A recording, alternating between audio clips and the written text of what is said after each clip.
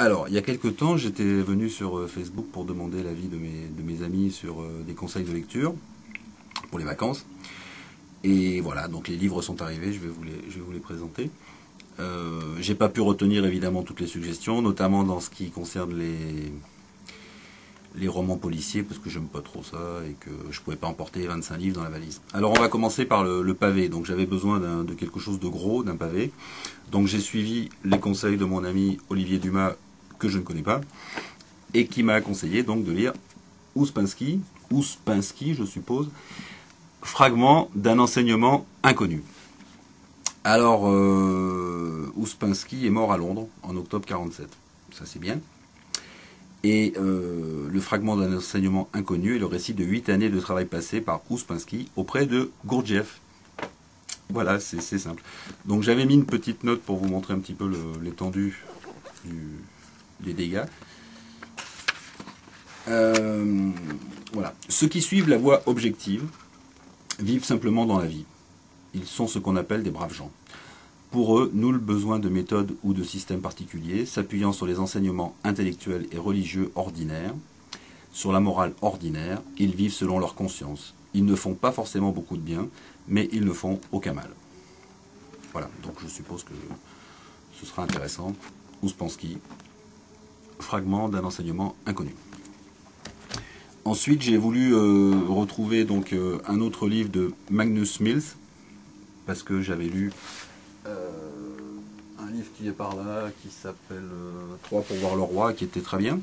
Donc j'ai acheté Retenir les bêtes. Retenir les bêtes. Donc, je vais vous lire un extrait de Retenir les bêtes. Alors, t'as pas une clope, Rich, dit Tam en nous voyant arriver. Voilà, ça a l'air bien aussi. Ensuite, mon autre ami que je connais, Alain Giglia, m'a conseillé Sioran, Syllogisme de l'amertume. Donc ça c'est bien parce que c'est un livre qu'on peut ouvrir n'importe comment, n'importe où. C'est des petites phrases, des petites pensées, donc on ouvre au hasard. Hop, et le secret d'un être coïncide avec les souffrances qu'il espère. Donc à partir de là, on peut réfléchir un certain temps sur la question. Si on n'est pas concerné ou qu'on n'est pas très... Si on n'est pas concerné ou qu'on n'a pas trop envie de réfléchir sur celle-ci, bon, on peut en prendre une autre. Par exemple, la leucémie est le jardin où fleurit Dieu. Le mendiant est un pauvre qui, impatient d'aventure, a abandonné la pauvreté pour explorer les jungles de la pitié. Le scepticisme répand trop tard ses bénédictions sur nous, sur nos visages détériorés par nos convictions, sur nos visages d'hyène à idéal. D'hyène à idéal. Oh, ça a l'air bien aussi. Je suis content. Et enfin, alors là, celui-là il manquait à ma collection d'Albert Cohen. Gérard Valbert est un journaliste qui a très bien connu bien sûr Albert Cohen et c'est un de ses deux biographes, je pense le plus sérieux. Et là on a tout un recueil de conversations avec lui.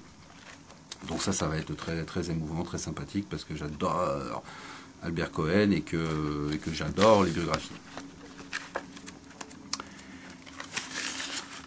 Alors par exemple, ses premiers poèmes nous persuadent de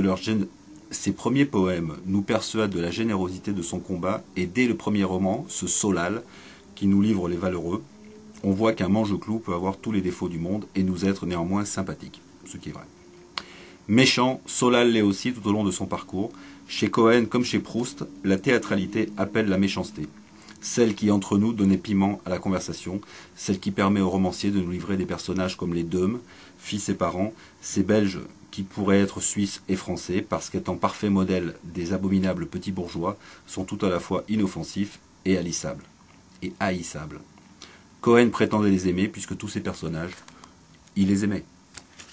Voilà. Donc je vais partir en vacances avec ces 4 bouquins. Conversation avec Albert Cohen de Gérard Valbert. Sioran, Syllogisme de l'amertume.